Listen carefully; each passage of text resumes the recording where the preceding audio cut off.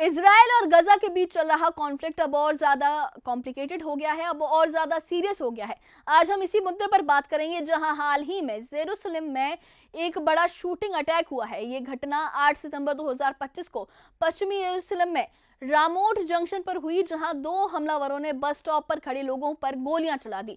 इस अटैक में 5 से 6 लोग मारे गए हैं और 10,000 लोग घायल हुए हैं। इजरायली पुलिस ने इसे टेरर अटैक बताया है। जवाबी कार्रवाई में दोनों हमलावर मारे गए हैं। हमास और पैलेस्टीनियन इस्लामिक जिहाद जैसे ग्रुप्स ने इस अटैक की तारीफ की है। इजराइल के प्रधानमंत्री बेंजामिन नेतन्याहू मौके पर पहुंचे और कहा कि ये अटैक इजराइल को कमजोर नहीं करेगा, बल्कि गजा, वेस्ट बैंक और बाकी जगहों पर उनके मिशन को और स्ट्रॉन्ग करेगा। उन्होंने हमलावरों के गांव को घेरने और मदद करने वालों पर सख्त एक्शंस का ऐलान भी किया है। इस अटैक के बाद इजराइल ने वेस्ट बैंक में ऑपरेशन तेज करने का एक संकेत भी दिया है। नेतन्याहू ने कहा कि वो टेरर के खिलाफ सभी फ्रंट पर लड़ रहे हैं, जिसमें हूती, ईरान, गजा, लेबनान और हिजबुल्लाह शामिल हैं। वो अपने ऑपरेशन को और तेज करेंगे। ये जो इंसिडेंट है, ये ऐसे वक्त में हुआ है जब इजराइल गजा पर 100% कब्जा करने की पूरी कोशिश कर रहा है।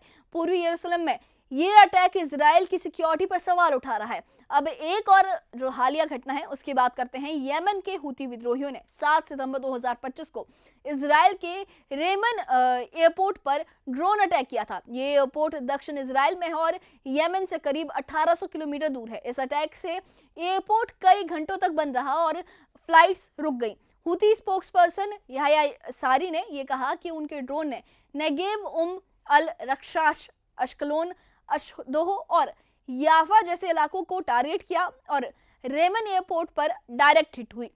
इजराइल का आयरन डोम और बाकी डिफेंस सिस्टम इस ड्रोन को रोकने में नाकाम रहा। कोई सायरन भी नहीं बचा। अगले दिन इजराइल ने 3 और हूती ड्रोन जो है उन्हें इंटरसेप्ट किया। ये अटैक हूती की तरफ से गजा में हमास के सपोर्ट में किया गया था। ये अटैक यमन पर इजराइल के हाल ही के स्ट्राइक का भी जवाब है। 28 अगस्त 2025 को इजराइल ने यमन पर अटैक किया था, जिसमें यमन के प्रधानमंत्री और 9 मंत्रियों की मौत हुई थी। इस झटके के बाद यमन की राजधानी सना में लाखों लोग इकट्ठा हुए और इजराइल के खिलाफ शक्ति प्रदर्शन किया। ईद मिलादुन्नबी के मौके पर भी ये भीड़ दिखी थी और ये दिखाती है कि यमन डरा नहीं है। हूती सरकार का मैसेज है कि अगर 10 कमांडर मारे जाएंगे तो 10,000 तैयार हो जाएंगे। इजराइल ने अपनी सिक्योरिटी मजबूत करने के लिए नया सर्विलेंस सैटेलाइट लॉन्च किया है, जो पूरे पश्चिम एशिया पर नजर रखेगा। इजराइल के डिफेंस मिनिस्टर इजराइल कॉटेज ने यह कहा है कि ये सैटेलाइट इजराइल की तकनीक और क्षमता को दिखाता है।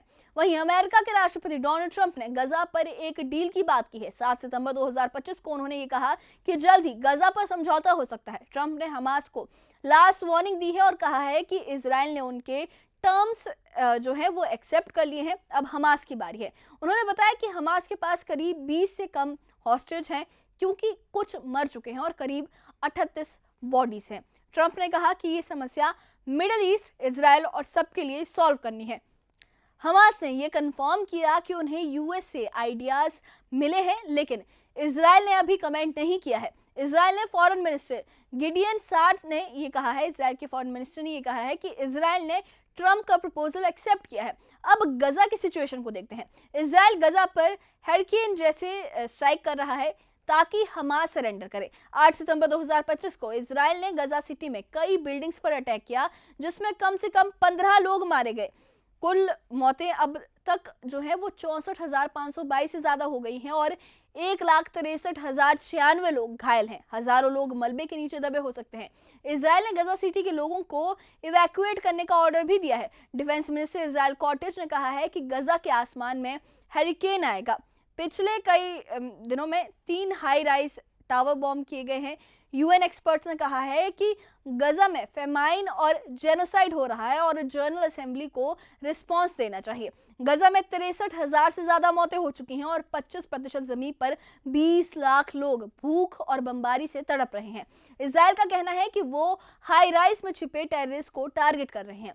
ईरान की तरफ से चेतावनी आ रही है। ईरान के supreme leader Ayatollah Ali Khamenei ने कहा है कि सभी देशों को इजराइल से इकोनॉमिक और डिप्लोमेटिक टाइज कट करने चाहिए, खासकर मुस्लिम देशों को। उन्होंने कहा कि इजराइल को और अलग थलग करना चाहिए क्योंकि गजा में जो बमबारी हो रही है उसे बर्दाश्त नहीं किया जा सकता। खामनेई ने इजराइल को जालिम बताया है और कहा है कि वो दुनिया में सबसे अलग थलग सरकार है। ईरान कह रहा है कि उसने 12 दिन की जंग में अपनी पूरी ताकत इस्तेमाल नहीं की और अगर दोबारा अटैक हुआ, दोबारा कॉन्फ्लिक्ट हुआ ईरान और इजराइल के बीच, तो इजराइल की पूरी तबाही होगी। ईरान के जर्नल्स तेल अवीव और हाइफा पर मिसाइल अटैक की वार्निंग दे रहे हैं। इजराइल के सामने अब 4 बड़े फ्रंट एक्टिव हो गए हैं। पहला गजा, जहां 100% कब्जा नेतन्याहू का लक्ष्य है, उनका टारगेट है। दूसरा यमन, जहां हूती बैलिस्टिक मिसाइल फायर कर रहे हैं। तीसरा लेबनान, जहां हिजबुल्लाह के साथ टेंशन है और इजराइल ग्राउंड ऑपरेशन में फेल हुआ है। हिजबुल्लाह के लीडर नईम कासिम ने लेबनान सरकार को अल्टीमेटम दिया है। और चौथा है ईरान, जहां टेंशन बहुत ज्यादा बढ़ चुकी है और सीज फायर का कोई मतलब नहीं रहा है क्योंकि लगातार जो है इन दोनों के बीच जो टेंशन है वो क्रिएट होती जा रही है। दुनिया में इस मुद्दे पर प्रोटेस्ट हो रहे हैं। मेक्सिको में फिलिस्तीन के सपोर्ट में रैली हुई है जहां हजारों लोग जुटे हैं। मेक्सिको सिटी के जोकालो स्क्वायर पर करीब 1,80,000 लोग आए और गजा में बमबारी का विरोध भी किया। वो एक फिलिस्तीन देश बनाने की मांग कर रहे हैं। गजा से आए लोगों को स्टेज पर बुलाया गया। ये वीडियो सोशल मीडिया पर भी काफी वायरल हुआ है। ये जंग अब सिर्फ 2 पक्षों की नहीं रह गई, ये ग्लोबल इशू बन गई है जहां मौतें बढ़ रही हैं, इकोनॉमी इंपैक्ट हो रही है और सिक्योरिटी का खतरा है। ट्रंप की डील से क्या निकलेगा ये देखना होगा। सैंक्शंस, डिप्लोमेसी और मिलिट्री एक्शन से ही सोल्यूशन निकल सकता है। गजा में फेमाइन और जेनोसाइड जैसे इश्यूज पर यूएन को एक्टिव होना चाहिए और ये जो सिचुएशन है काफी कॉम्प्लिकेटेड है जहां आम लोग सबसे ज्यादा इंपैक्ट हो रहे हैं। इस बारे में आपकी क्या राय है, हमें कमेंट बॉक्स में अपनी राय जरूर बताइए और इससे जुड़े अपडेट्स के लिए और ऐसी ही खबरों के लिए हमारे चैनल के साथ बने रहिए। हमारे चैनल को सब्सक्राइब करिए। शुक्रिया।